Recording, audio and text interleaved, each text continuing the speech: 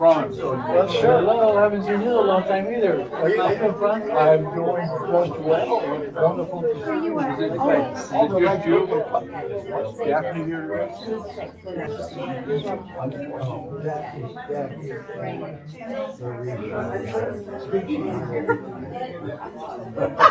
Naps are nice. You know, yes, I got mine. I put 2 5-inch stents. This is a miracle. 1 day recovery. We're bionic. You never know. This is what happens. It's a miracle. It's well, we have Flash Gordon, we have Star Trek, and we're here.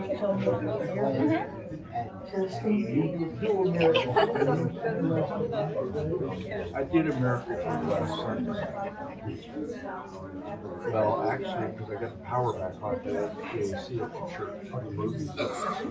All right, I think we're at the magic hour of 2 o'clock once again. So welcome to the final program of the 29th season of Sundays at 2. And this one is going to be a great finale. So I'll give you that as a preview.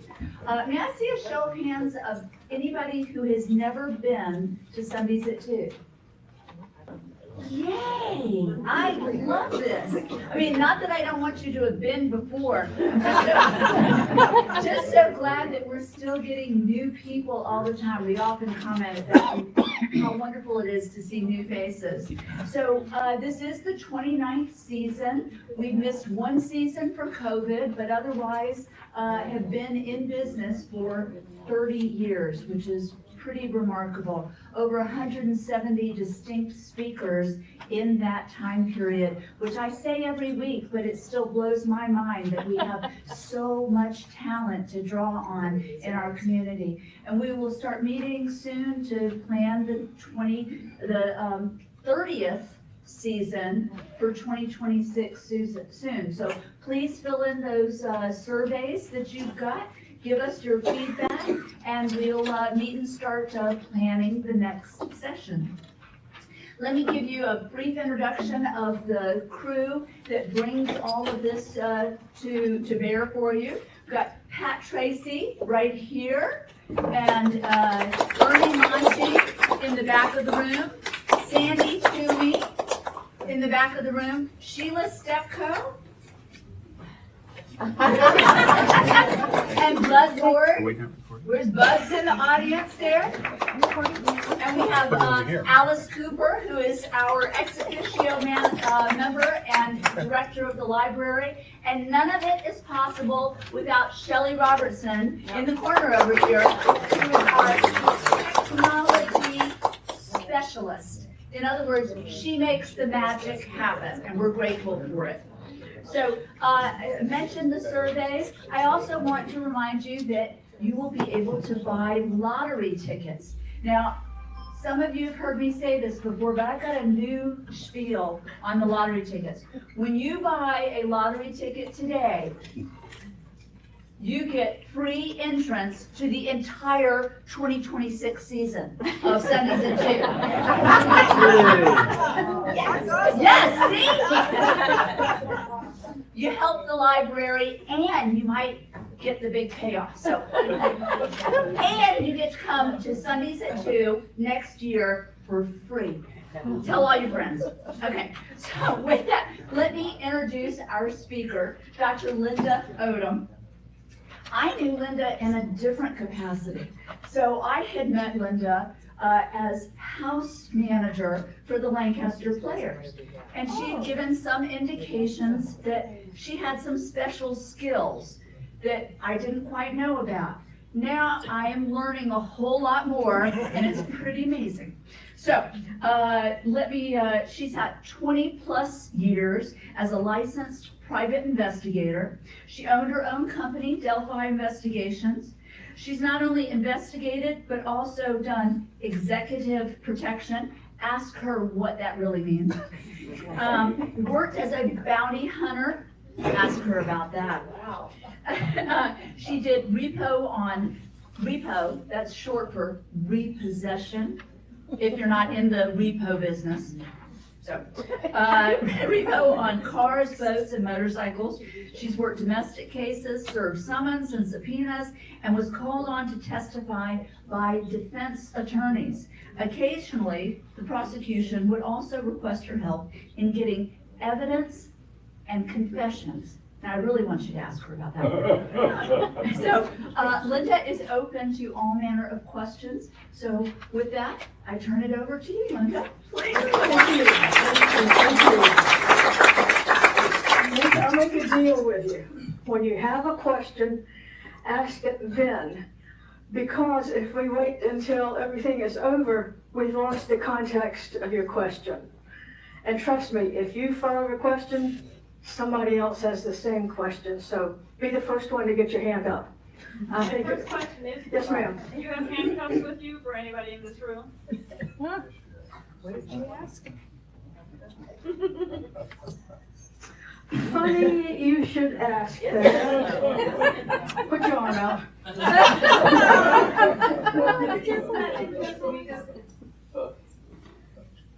I mean, what lady doesn't carry handcuffs in her purse? This lady. Now I'm I'll be getting them back. Okay, go for it. All right, now, what was it that you said you wanted to hear first? I love the bounty hunter, I love the confessions, all of it. All right, well, we've answered the question about the handcuffs. Of course I do. Now you do too. Why a PI? Well, why not? So let's start with what it takes to get your license, just in case you want to do it. It can be a part-time job. In fact, I would like to introduce you to two of my colleagues. Kathy Bryant, senior investigator for my company, and Jennifer Rose Bryant. Odd that their last names are the same. Jennifer's specialty is children and youth. We have a third colleague who wasn't able to make it today. She's an RN, also a PI. Her specialty is medical forensics. You can only imagine how helpful that would be. So, like I said, stop me if you have a question. Raise your hand. I'll point to you. I know that's rude, but I will. So why don't we start with the meaning of executive protection? Yeah, there you go. Yeah, well, in the olden days, executive protection was called bodyguard. And they've upscaled the language, but not have upscaled anything else. As a bodyguard, it is your job to throw yourself in front of whatever is coming for whoever you're bodyguarding. I charge about $1,000 an hour to be a bodyguard because what are you asking of me? You're asking me to get killed before you do. Oh no, that's going to cost you some money. I'm telling you. You know who the number one buyer of executive protection is? It is men. Why?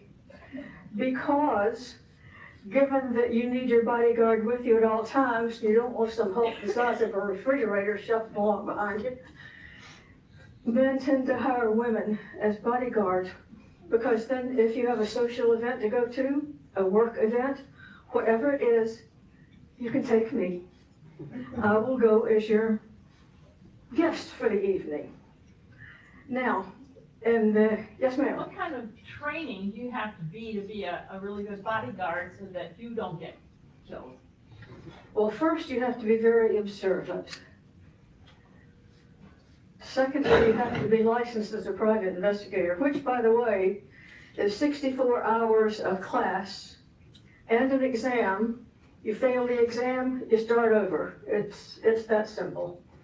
So the secret is to listen while you're in class because you're going to be asked it on the exam at the end. Am I right, ladies? Mm-hmm. So. Think about the physical part of it. Of being a bodyguard? If someone is really going to go after the person they're guarding, how do you prevent that without putting yourself, in? Well, first of all, let me assure you that if a person has an assault rifle that is accurate at 2 miles, there's no way in the world you can be protected. Save your money. I'll be right up front about that. If it is an issue of someone with whom you have had a spat, that's a nice word for a fight, and you suspect that they are indeed mad enough that they want to see you dead, then you best be prepared to have me at your side like Velcro from then on. Because it is easier for me to stand up, please, gentlemen. Go, honey, go. That's you, babe. Yes, all right. I didn't do it. You see what I mean here? Yes. I am not suspicious at all. You can sit down, thank you. But I can, part of the job of being a PI is being invisible. Ladies, you do know that you're invisible, right? Yeah. The older you get, the more invisible you are. You know that? Yes. That's my secret sauce. I love it. First of all, I guess you were expecting someone taller. I did wear my boots today, I tried. And someone younger, I'm guessing, you were expecting. Well, let me cap the cake. I am 79 and 10/12 years old.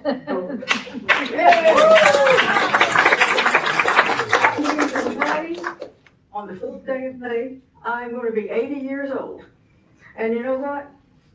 Just 2 weeks ago, I was 18. I don't know what happened. I have no idea where the time went.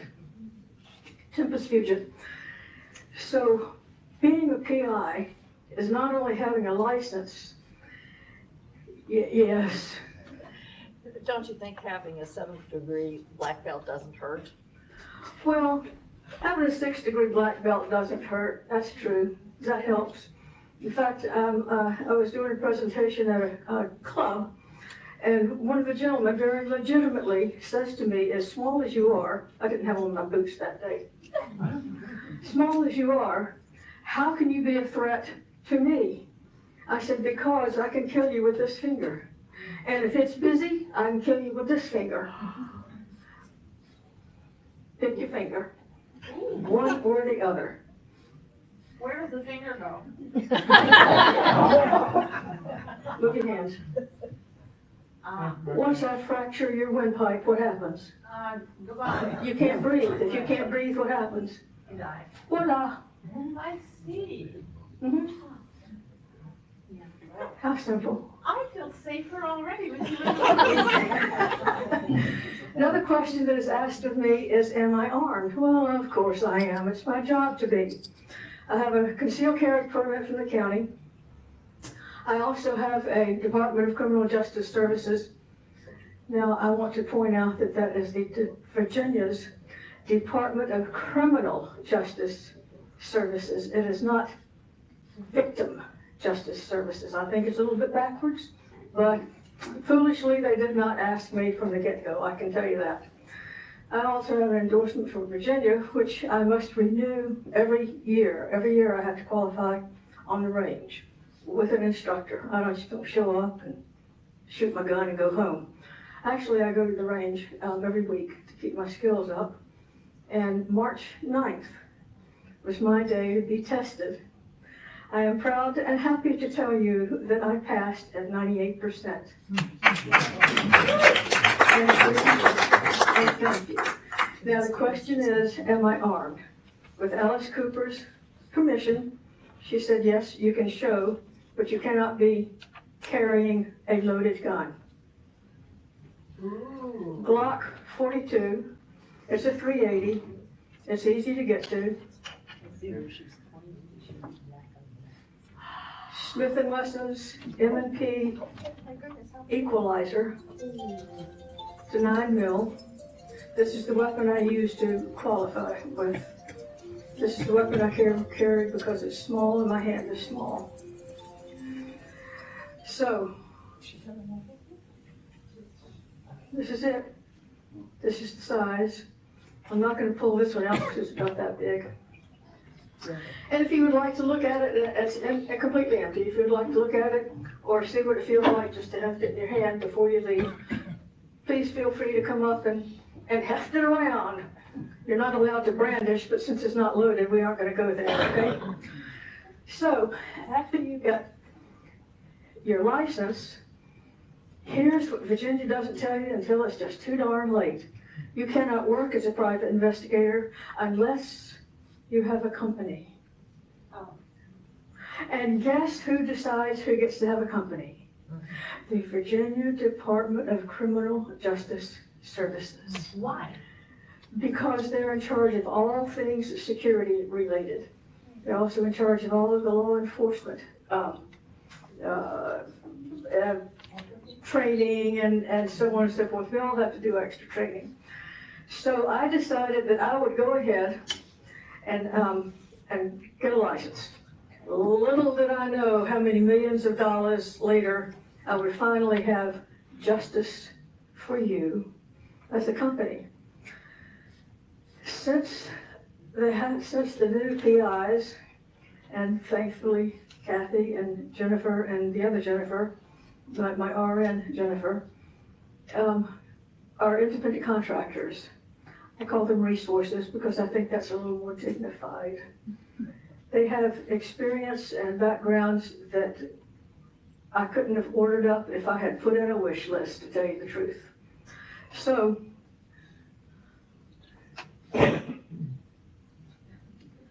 let's take a look at the first woman PI. Yes, ma'am. I just have a question.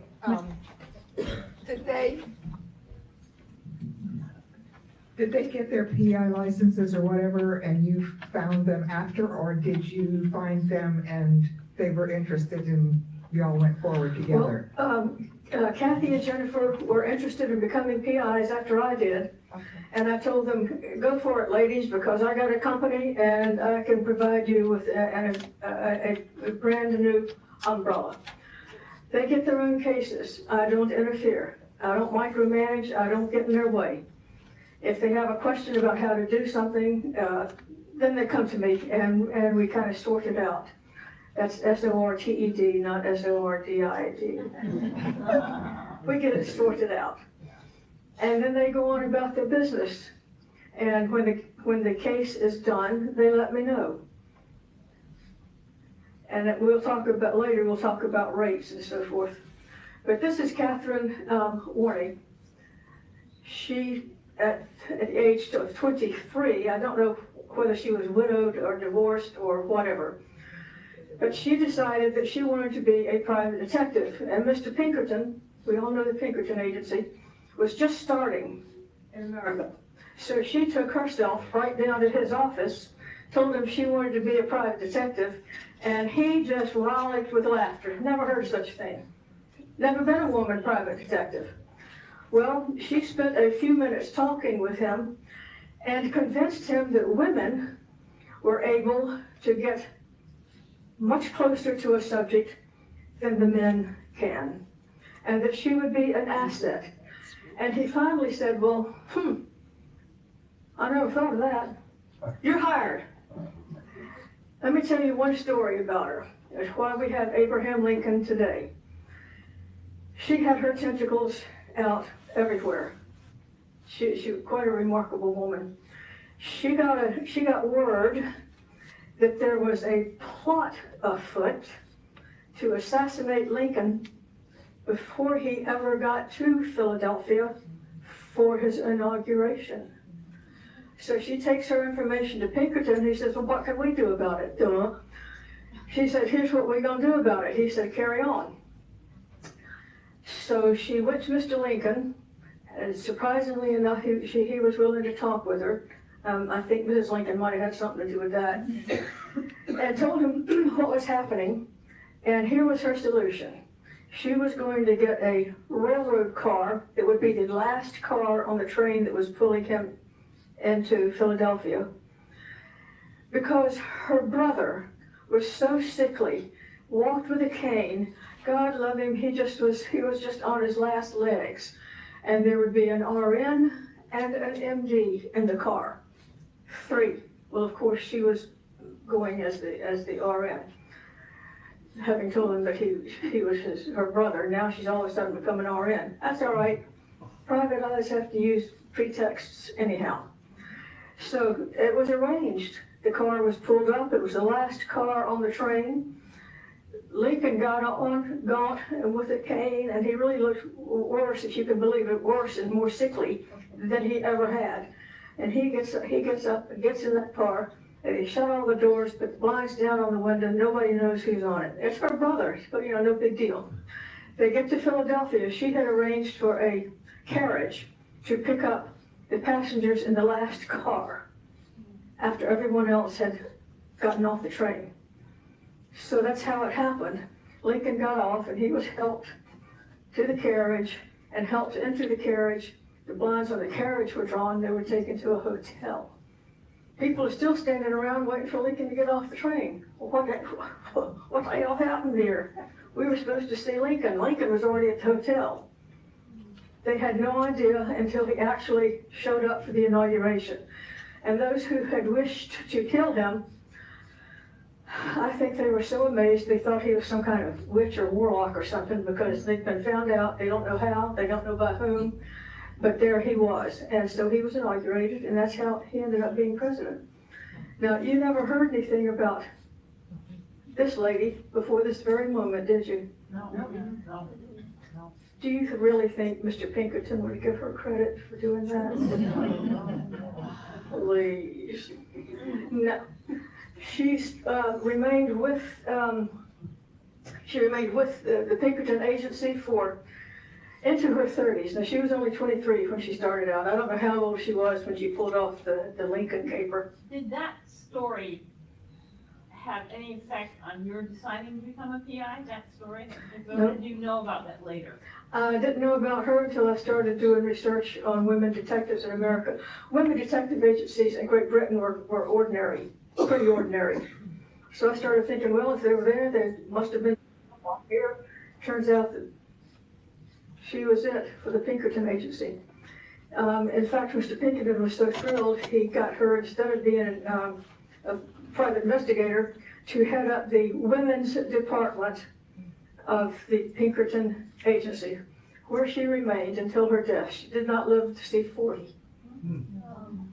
Don't know, because she was very much a recluse, which aided her well in her chosen profession. She was very much a recluse. We don't know much about her personal life. Of course, it was rumored that she and Pinkerton were having an affair, but that's a pretty common rumor anytime. So we don't know. We have no way of saying yes or no, but there you have it. You can look her up. She also cracked the largest embezzling group that ever was. The Pinkerton Agency had some men on it, and they had identified the man they thought was the brains behind the entire operation, but they didn't have enough actual hard evidence to even interview him, much less say that they caught him. So Pinkerton hands off the file to Miss Warner here. She read the file, then she took herself down to the newspaper office and read everything she could find about this man. I'm going to call him Mr. Embezzler. Well, it turns out that Mr. and Mrs. Embezzler were well known in the charity circuit. They made beautiful donations. If there was a charity event, they were there. So Kate goes home, puts on her party-go-to-meeting clothes or her gloves, and sashays down to the very next charity ball or fundraiser or whatever it was. Makes friends with Mrs. Fundraiser. The male detectives had no opportunity to do that. You couldn't have just make a friend of a woman if you were a man in those days. So Mrs. Embezzler was so excited to have a woman friend to talk to. She told her all about their many houses, some in Paris, some in London, 2 or more houses in the US, their cars. It was obvious to Kate that he was living way beyond his salary's means. By adding up everything they owned and the potential payments on everything they owned, that's how the Pinkerton Agency, not Kate Warning, the Pinkerton Agency closed that case against Mr. Embezzler, and he ended up in jail. And of course, Kate went and talked with Mrs. Embezzler about how sad that was that happened. Naturally, one would remember their manners, yeah.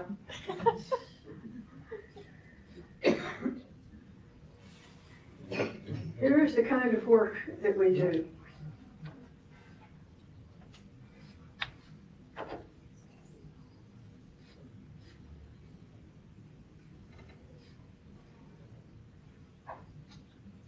Can you read it out loud? It's small back here, please.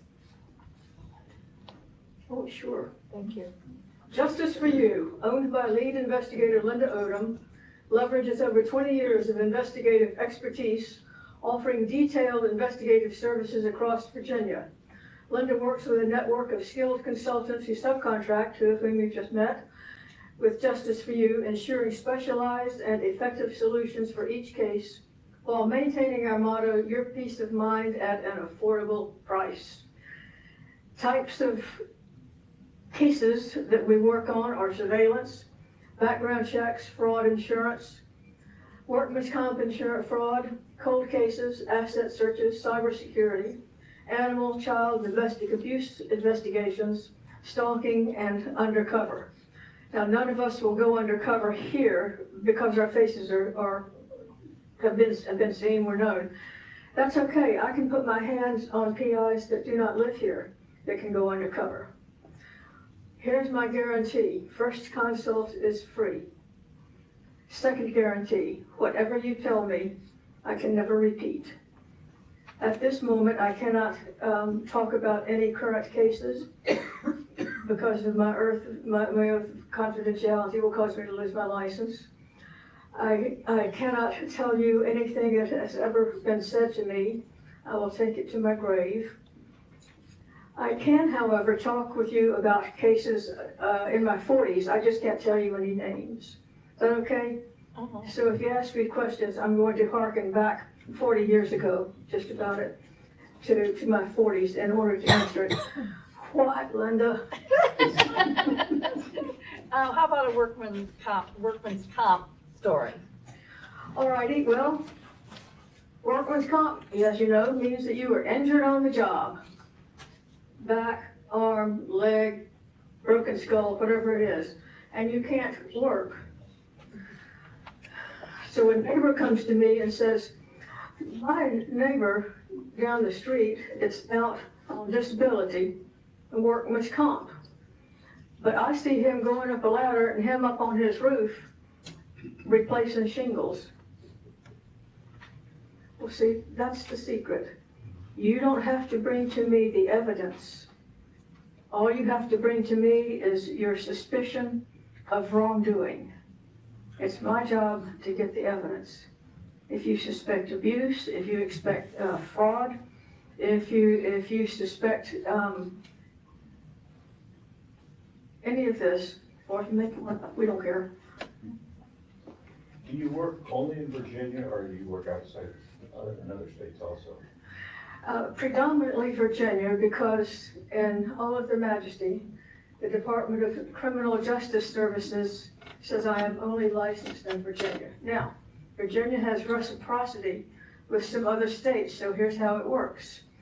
Let's say that I need to be in West Virginia. Did the case originate in Virginia? Well, yes, it did, but the evidence is leading me to West Virginia. I can be there 30 days. Now I'm in West Virginia, I'm there 30 days, I step out. Now I'm there another 30 days. That's a loophole that DCGA has to think about, which I have used to my advantage several times. What else? What else? Did you ever want to be anything else than a PI? Oh, I have been. Yeah. I was so different from anything that one thinks about. If you're, of course it is. I know, it's incredible. I know it. And that's my secret sauce. One of the secrets to being good at this is that you identify perceptions. Those perceived weaknesses. And then you turn them into a strength. My height is a perceived weakness because I'm probably shorter, even with boots on. than most of you in this room. Okay, well, I can kill you with one finger. Okay, that pretty well takes care of that. I am old. If you haven't noticed the gray hair, you haven't been paying attention. Don't you wish? No, and I'll be the first to admit my age. I'm 80 in May. So, I mean, why would I lie about it? If you get up close, you get this. Yeah? We all have them. So I turned my age into an advantage because being a Southern woman, I can call everybody darling. And I do. Yes, ma'am, in the back again. We've got a question right here. What is your most interesting story of being a PI? How much time do we have? Yeah, good question. You want me to select out of this? All right, let's do a workman's comp that doesn't have somebody getting on their roof.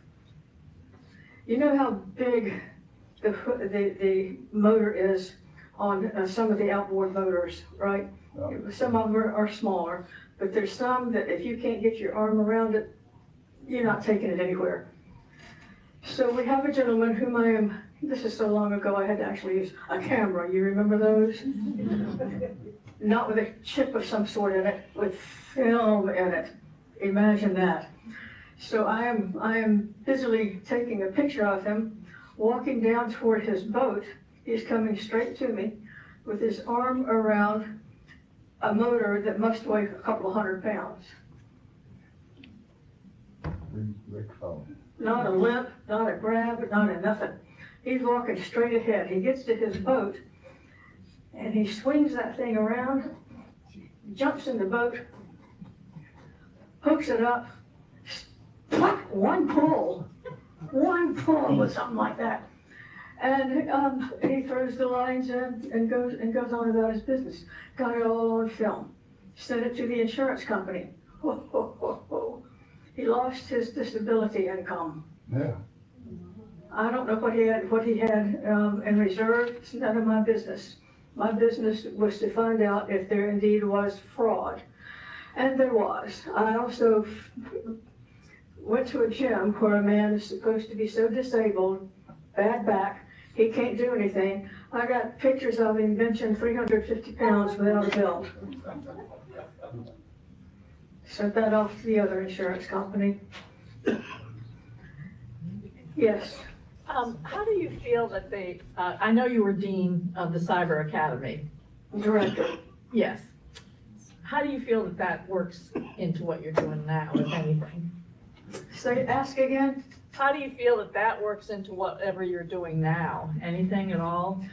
Yes. In fact, Rob Mink, Northern Net Computers, is one of my resources. He's my only electronics resource because he knows what he's doing. He has been able to dive down deeply enough into a laptop I presented to him to find child porn under a pixel. Wow. Now that takes some skill and that takes some doing.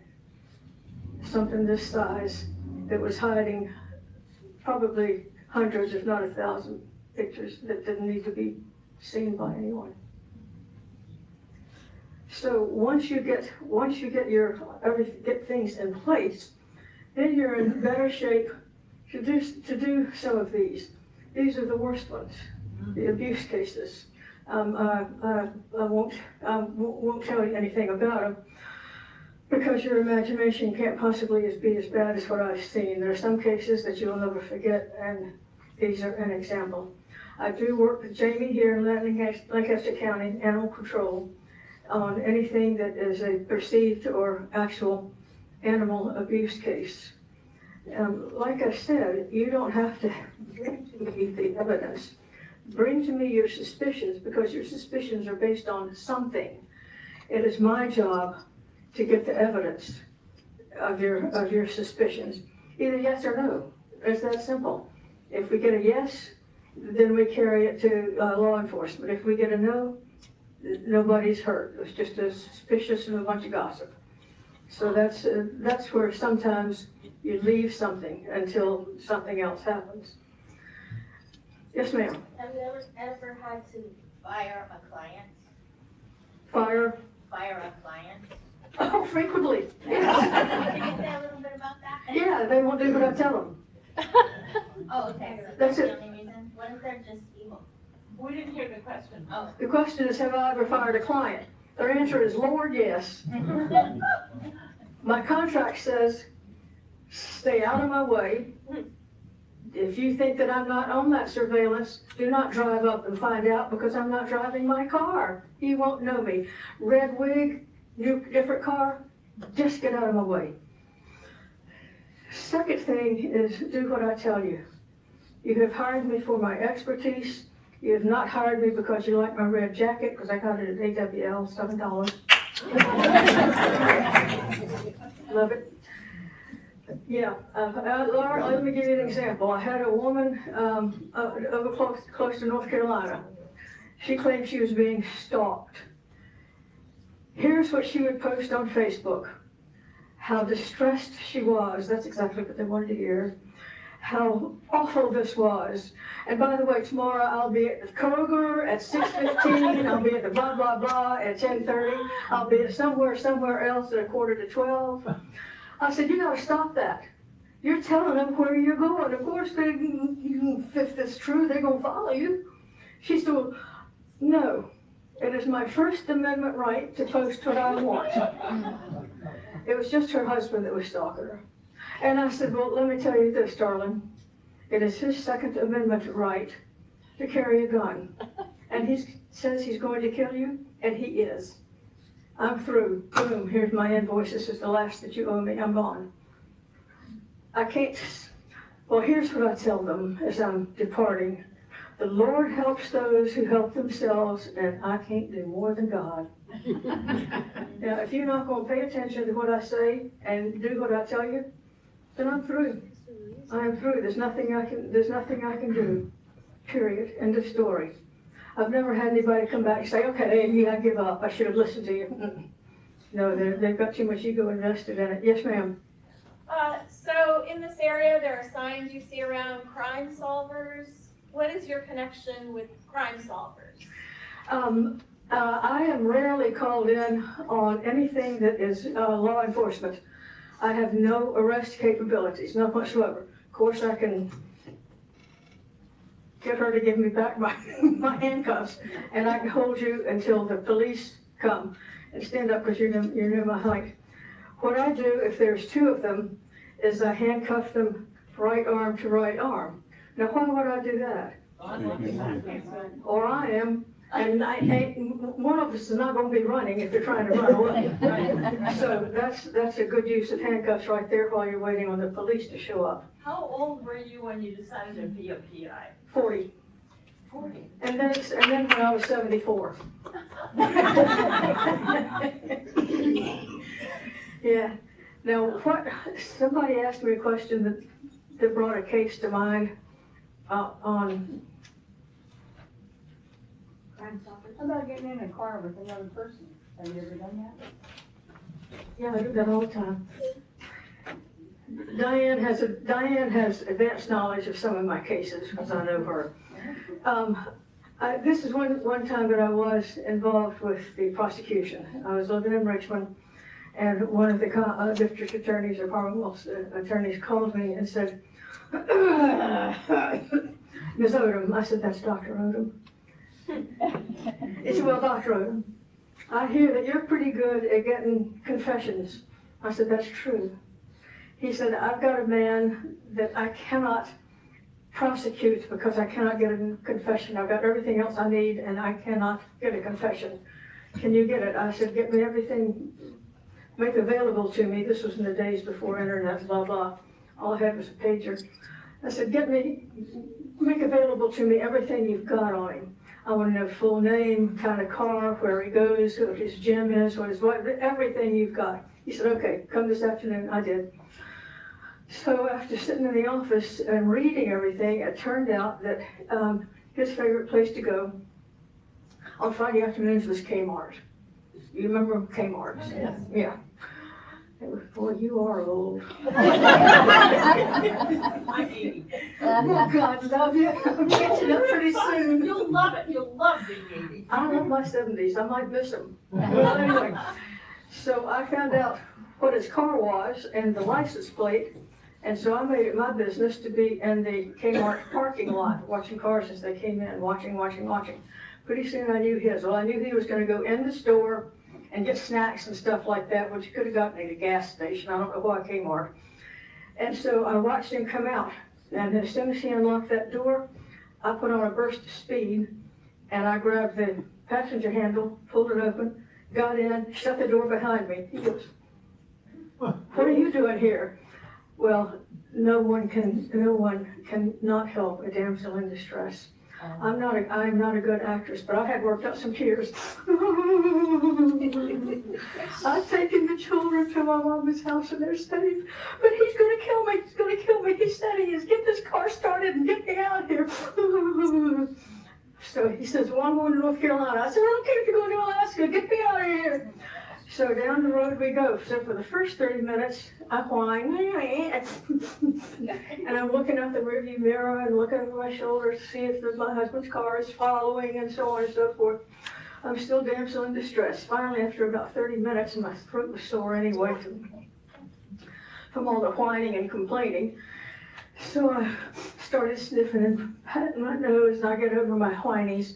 So I turned to him. Now, understand, I am wired, and what I want him to speak into is right here on my shoulder.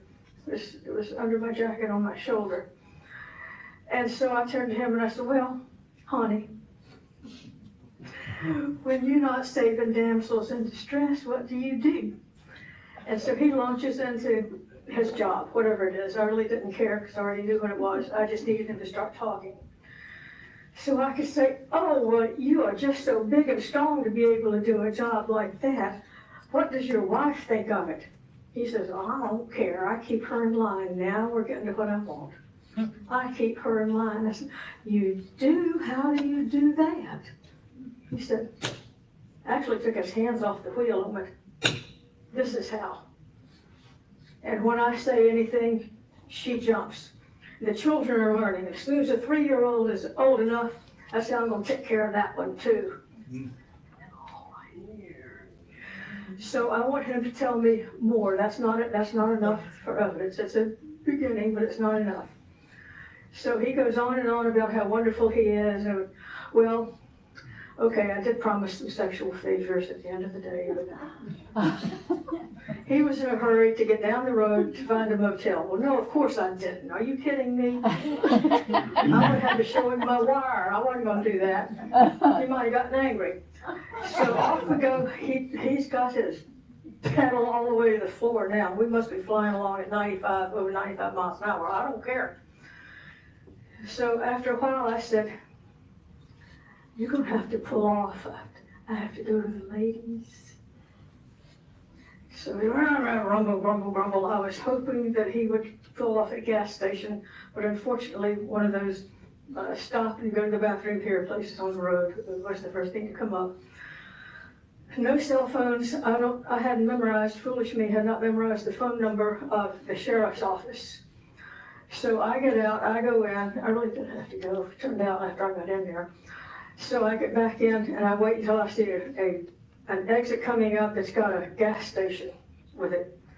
So I say to him, "If you pull off here and give me some money, I can go get us a Pepsi and some snacks of some kind." He says, "Okay."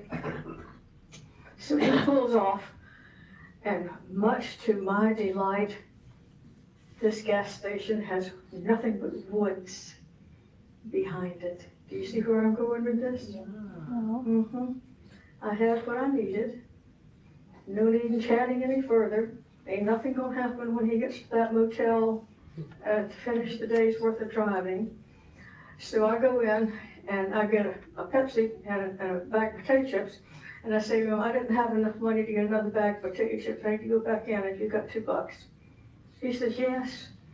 So he gives me $2 more. I go in, put the $2 in my pocket. I go out the back door into the woods, never to be seen again. To this day, he has no idea where I am. Ghosted. I got to the phone, I called the operator, and I said, you need to connect me with the sheriff's office in X County, Virginia. She did. I said, this is an emergency. She did. And I said to whoever answered the phone, it was the dispatcher, I said, this is Linda Odum. She said, where are you? I said, I'm about to tell you. So I told her where I was, his car, the license number, where he was headed, and that I had everything they needed for a conviction right here. I said, you need to send a deputy for me. I don't have any way to get back to Virginia. She said, okay, I'm going to call this number and get the address and explain that a deputy will be arriving to pick you up. And there's no reason for them to be concerned because you, in fact, are not in trouble. All right? I said, honey, that sounds good to me. And I'm going to drink this Pepsi Cola and I'm going to put it on my bill. Fair enough. So that's exactly what happened. I sat inside that gas station. I stayed out in the woods for, I'm guessing, about an hour. And eventually I did see his car just give up and he took off and I stayed for a little while longer. And then I sat inside the gas station and they let me run the cash register for a while. I guess they felt sorry for me because I had no idea why the deputy was picking me up except that I was not in trouble. And so the deputy got there and he came in and got me. We got in the car and he said, I bet you're hungry. I said, I bet you're right. So the first drive-through, which thankfully was a Steak and Shake, one of my favorites, and you can't find them anymore. We went and pulled into a Steak and Shake, and then the deputy treated me to a delicious hamburger and a cup of coffee. So that's the closest I have gotten, which showed me that, you see, a man couldn't have jumped in another man's car and done that. It's not that men are not good investigators, but they simply do not have some of the skills that a woman does. And I don't have any trouble at all. My mother was raised in Atlanta, and all my life I heard this sweet southern Atlanta, and I can do it and hold it for hours. I don't speak any other languages, but it gives me a way to kind of throw a person off because they can't imagine a sweet little old lady like me who calls them darling and sweetie. They can't imagine that I am anything but who I appear to be. Linda, if I may jump in here, one of the things that I know that you do is repo, and I mentioned that in the introduction of repossession of goods. Mm-hmm. Well, my experience with repo is people like dog. And Dr. Odum, you don't seem to be much like dog. So can you share with us a little bit about your repo experience? If you see dog coming toward you, that ain't nothing but theater, ladies and gentlemen. That's no more close to what real repo is than Man in the Moon, but they have to bump it up some to make it interesting for TV. Dog the bounty hunter. Same goes for repo. You can get your car pulled if you're not making your payments. And every Thursday, I would go to an office in Richmond and see my list on Thursday and Friday of all of the names and all of the lien holders on these cars. And here's what I would do. I knew good and well that me chasing down 42 cars every night was not going to work. So I would call their mama or their grandmama, depending upon the age. And I would say, I never used my real name. I would say, this is Sarah Baloney, or whatever name I was using at the time. This is Sarah Baloney. And ma'am, right now, I'm the only thing between your son and jail. He is going to be arrested. He is not making car payments. And I have been authorized to pull his car. I said, now I'll tell you what I'm going to do. Now she's getting hysterical. Oh my God, I didn't know that. Blah, blah, blah. I said, ma'am, just listen to me. I know you didn't know. You are without blame in this. I said, what I'm going to do is I'm going to give you the name of the lien holder, the bank, and who to contact. I'm going to give you a phone number. And you call them, and by tomorrow afternoon, Friday afternoon, I want you to have arranged either with your son to start making payments, or you start making payments, and I don't care which, but you need to clear this up, otherwise I'm gonna pull that car. I said, now, I'm gonna check back on Friday, and if you have done something, then I'm gonna leave you alone, and I'll leave you alone, I won't call again till Monday, okay? Yes, ma'am. I kill that kid. Boom. So I call back on Friday afternoon. Now, if an attempt has been made to get it squared away, I leave him alone, and Monday is my call. If there's no payment by Monday, your car is gone. So I have also gotten from Mama where the car is likely to be at certain times of day.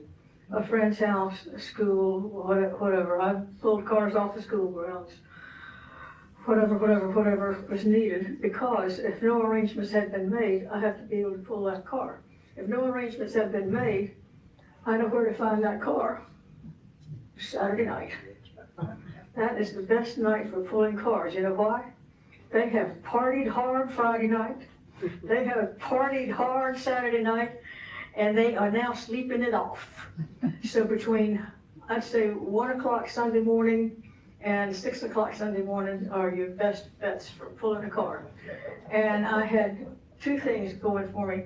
One, I had a locksmith in Fredericksburg who charged me just a minimal amount. If I gave him the VIN, he could make the key, ignition key.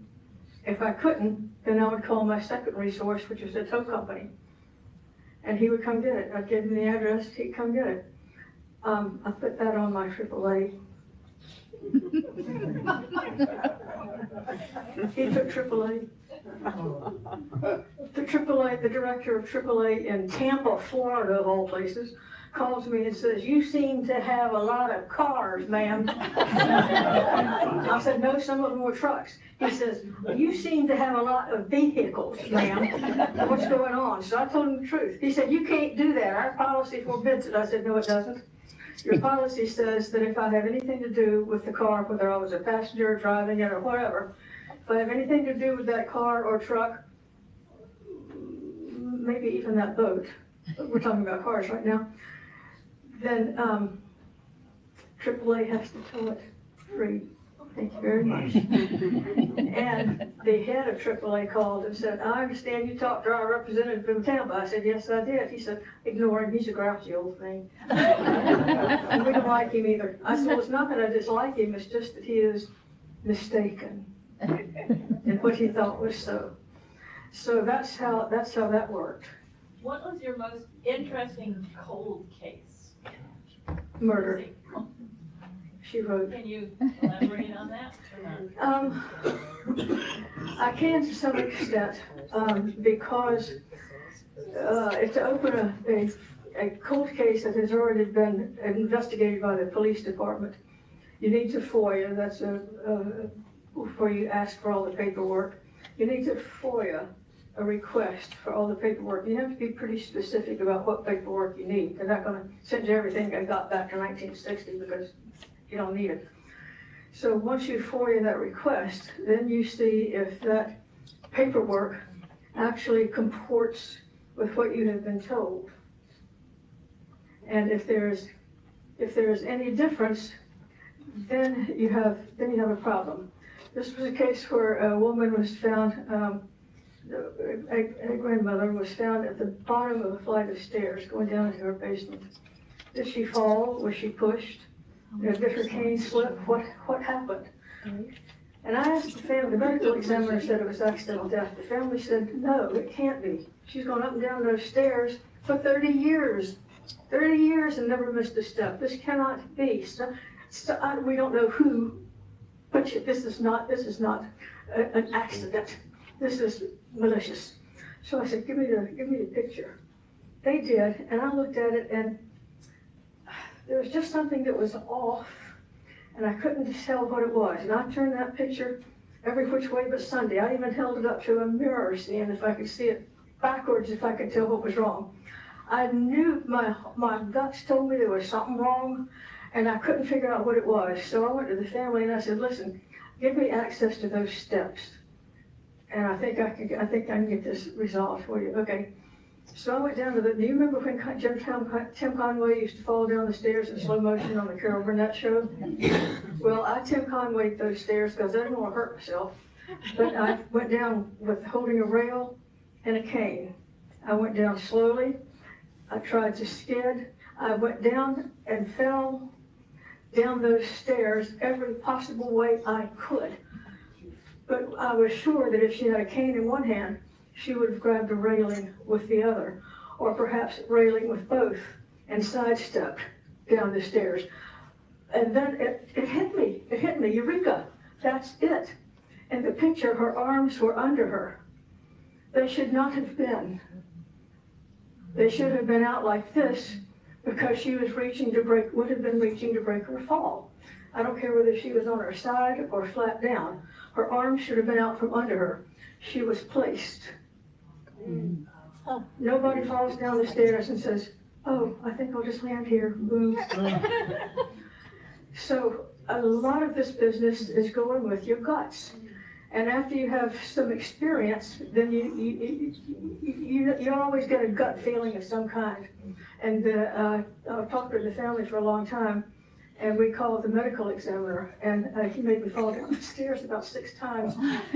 He said, you're exactly right. She would have fallen, no matter whether she skidded, lost her cane or what, she would have fallen with her arms out. But she's on her side with her arms tucked up under her. And that simply cannot be. So the medical examiner reviewed the case, called it a homicide, and it went back to law enforcement. Did they ever find out who did it? Well, how many people could be inside Grandmama's house? There's children, there's grandchildren, there's close neighbors. So they investigated all of it. I do not like to appear in court, but I don't mind being deposed. So in the deposition, I described everything I had done, and the defense attorney is going, I can see him because you stood facing them. It's going like this, like, I don't know what to do now. Ain't never heard anything. I've been all over the world and half of Georgia, and I ain't never seen nothing like this before. Yeah. So it turned out that the prosecution was able to, after talking with enough family and enough friends, they were able to figure out that Grandmama's money probably played into this. Now, she was not a billionaire, but she had enough money that somebody decided that it was worth a little push. Now, see, this is just beyond my grasp of humanity. That and abuse just boggles me. I have a question. Yes, ma'am. Mm-hmm. Don't people know that they're being stalked and people watching them? Sometimes yes, sometimes. Repeat the question. About stalking. Do people know they're being stalked? Is that what you're asking? Some people do. Like the lady whose husband was stalking her, and I told her to quit putting on Facebook where she was going every day. She was amazed that sometimes he got there before she did. I said, well, of course he did. And I said, you gotta quit with this Facebook stuff. And she's the one that said to me, no, it's my First Amendment right. And I said, yeah, well, it's his Second Amendment right to carry, and he's gonna kill you. Stop. But a lot of people, it's in their head. And there is no stalking. It's something that it's a world they have created. Why, I don't know, because it's a terrifying world to live in, to think that you're being stalked. Everyone becomes a suspect.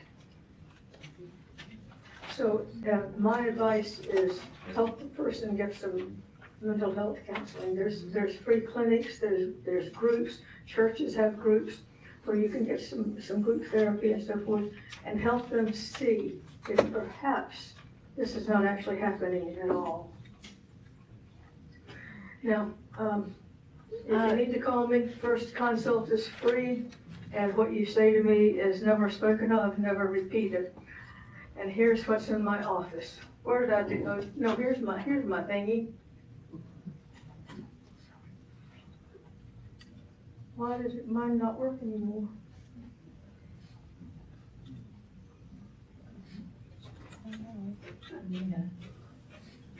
I don't know.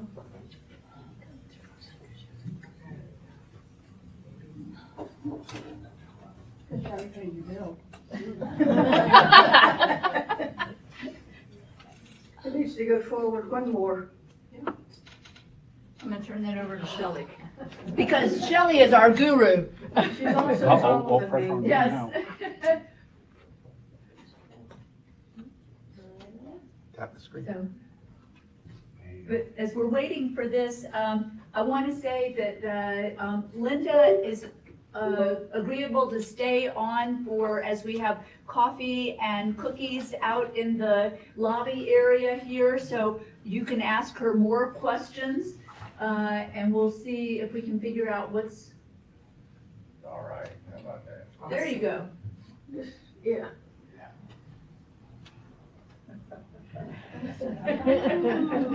It's a symbol of new beginnings.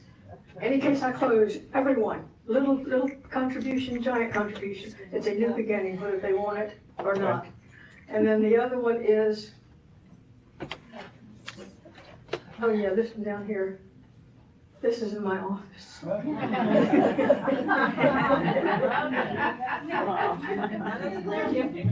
you were 40, right? Yeah.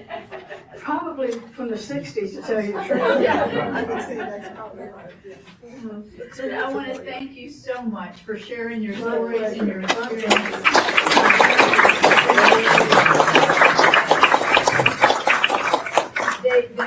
They are diverse.